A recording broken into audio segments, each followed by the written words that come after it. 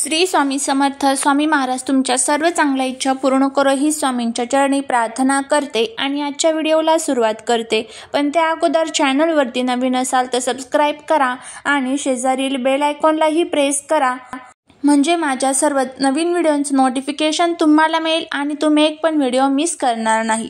आपल्या जीवनामध्ये अनेक प्रकारचे संकटे, दुःख, दारिद्र्य, पैशांच्या अडचणी, शत्रुपीडा, शत्रुबाधा हे जे त्रास असतात तर ते चालूच असतात.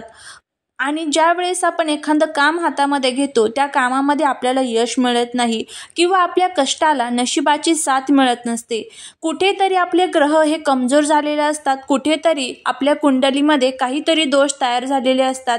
त्याचबरोबर आपल्या जीवनामध्ये जे काही संकट चालू असतात त्यामुळे आपण जे काही काम हातामध्ये घेतलेलं आहे त्यामध्ये आपल्याला यश मिळत नाही. त्याचबरोबर असे काही लोक असतात ना, त्या लोकांचा जो त्रास आहे तर तो आपल्याला सतत होत असतो. ते मग शेजारी असू शकतात किंवा आपले नातेवाईक देखील असू शकतात. बघा, लोकांच्या मनामध्ये आपल्याबद्दल काय भावना आहे हे आपल्याला माहीत असतं का? तर अजिबात नाही. त्यामुळे तो जो काही शत्रुपीडेचा त्रास आहे तर तो आपल्याला सतत होत असतो. त्यासाठीच आपल्याला हा जो एक प्रभावी उपाय आहे तर तो करायचा आहे. फक्त ह्या दोन वस्तू आपल्याला आपल्या जवळ ठेवायच्या आहे, जेणेकरून जे लोक आपल्यासोबत बोलत नाही, आपल्या जवळ येत नाही, ते लोक आपल्यासोबत बोलतील, आपल्या जवळ येतील. त्याचबरोबर प्रत्येक कामामध्ये आपल्याला यश मिळेल. व्यापार असेल, व्यवसाय असेल, नोकरी असेल, शेती असेल, त्यामध्ये आपल्याला यश मिळेल. त्याचबरोबर हा जो प्रभावी उपाय आहे मी तुम्हाला शिवमहापुराणचा जो ग्रंथ आहे त्यामधून सांगत आहे. त्यामुळे हा उपाय तुम्ही एकदा करून बघा. आपल्या कष्टाला नशिबाची साथ मिळेल आणि जीवनामध्ये जे काही संकट तुमच्या समोर येत आहे, खूप दुःखी आहात तुम्ही, खूप कष्ट करताय, तरीही त्याचं जे चीज आहे तर ते होत नाही, तर एकदा हा उपाय करून बघा. तुम्हाला नक्कीच याचा जो अनुभव आहे तर तो येईल. हा उपाय आता आपल्याला कशा पद्धतीने करायचा आहे, कधी करायचा आहे याबद्दलची संपूर्ण माहिती या आजच्या व्हिडिओमध्ये आपण घेणार आहोत. त्यामुळे जर तुम्हाला हा व्हिडिओ आवडला तर चॅनलला सबस्क्राईब करा, शेजारील बेल आयकॉनलाही प्रेस करा, म्हणजे माझ्या सर्व नवीन व्हिडिओंचं नोटिफिकेशन तुम्हाला मिळेल आणि तुम्ही एक पण व्हिडिओ मिस करणार नाही. त्याचबरोबर कमेंटमध्ये जय माता लक्ष्मी लिहायला अजिबात विसरू नका.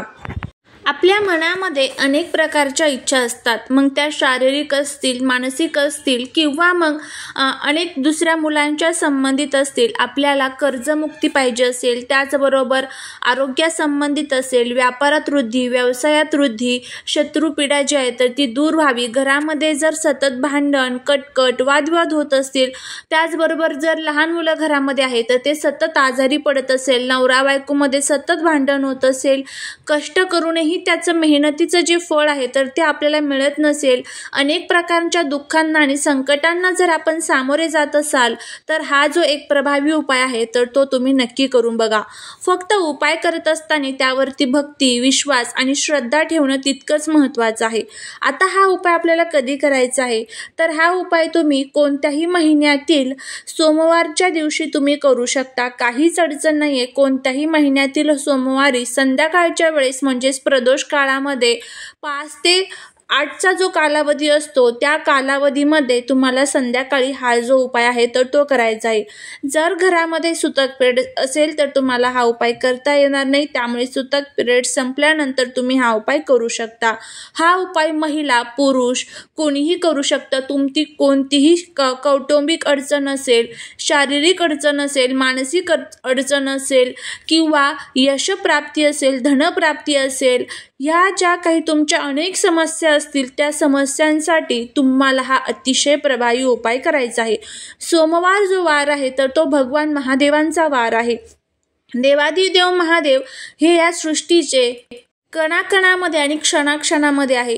त्यामुळे जर आपण त्यांचं नाव घेऊन एखादा उपाय केला तर त्यामध्ये आपल्याला नक्कीच सफलताही प्राप्त होत असते. तर आता हा उपाय कशा पद्धतीने करायचा आहे? या उपायासाठी तुम्हाला काही वस्तू लागणार आहे. पहिल्यांदा आपल्याला 3 बेलपत्र घ्यायचे आहे. बेलाचे पान हे भगवान महादेवांना किती प्रिय आहे सर्वांनाच माहीत आहे. बेलपत्र घेत असताना ते कुठेही तुटलेले, फुटलेले, किडलेले असे अजिबात नको. व्यवस्थितपणे स्वच्छ असे बेलपत्र तुम्हाला घ्यायचे आहे. त्यानंतर तुम्हाला एक तांब्याभर पाणी घ्यायचं आहे. 11 तांदळाचे दाणे तुम्हाला घ्यायचे आहे. ते पाण्यामध्ये भिजवून घ्यायचे आहे. त्यानंतर लाल चंदन आणि पिवळं चंदन इतकंच तुम्हाला साहित्य ह्या उपायासाठी लागणार आहे। हे सर्व साहित्य घेऊन तुम्हाला महादेवांच्या मंदिरामध्ये जायचं आहे। आपल्याला हा उपाय घरामध्ये करता येणार नाही, कारण घरामध्ये जर आपण हा उपाय केला तर घरामध्ये थोडीफार नकारात्मकता असते, त्यामुळे त्याचे जे फायदे आहेत तर ते पाहिजे तसे आपल्याला होत नाही। त्यामुळे ज्या वेळेस आपण एखाद्या मंदिरामध्ये उपाय करतो त्याचे जे फायदे आहेत तर ते खूप लाखो पटीने आपल्याला मिळत असतात। आपले ग्रह हे संपूर्णपणे व्यवस्थित होत असतात, आपल्याला शुभ परिणाम देत असतात। त्यामुळे हा उपाय आपल्याला मंदिरामध्ये करायचा आहे। महादेवांच्या तुमच्या आजूबाजूला जिथे कुठे मंदिर असेल तिथे जा आणि तिथे तुम्ही हा उपाय करू शकता।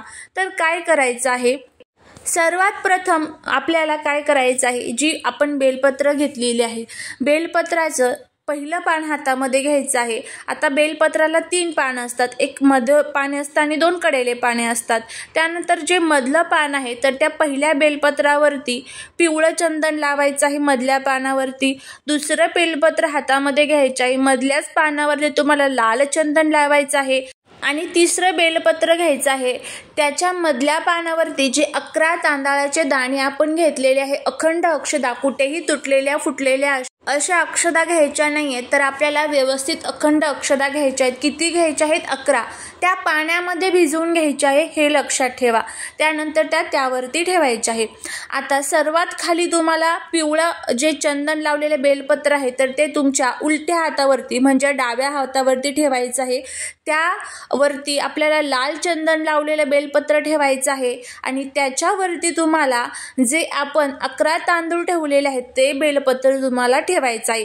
त्यानंतर आपल्या उजव्या हाताने आपल्याला त्या बेलपत्रांना व्यवस्थितपणे आपल्याला झाकायचं आहे। दोन्ही हातांमध्ये हे बेलपत्र आपल्याला बंद करायचे आहे। त्यानंतर तुमच्या मनामध्ये जी काही इच्छा असेल तर ती सर्वात प्रथम आपल्याला म्हणायचं आहे, श्री शिवाय नमस्तुभ्यम। तुमच्या मनातील इच्छा व्यक्त करायची आहे, कर्जमुक्ती, दारिद्र्य, घरातील शत्रुपीडा, शत्रुबाधा दूर होऊ दे अशी आपल्याला प्रार्थना करायची आहे। आणि त्यानंतर हे जे तिन्ही बेलपत्र आहे तर ते आपल्याला शिवलिंगावरती श्री शिवाय नमस्तुभ्यम, श्री शिवाय नमस्तुभ्यम मंत्राचा जप करत करत अर्पण करायचे आहे।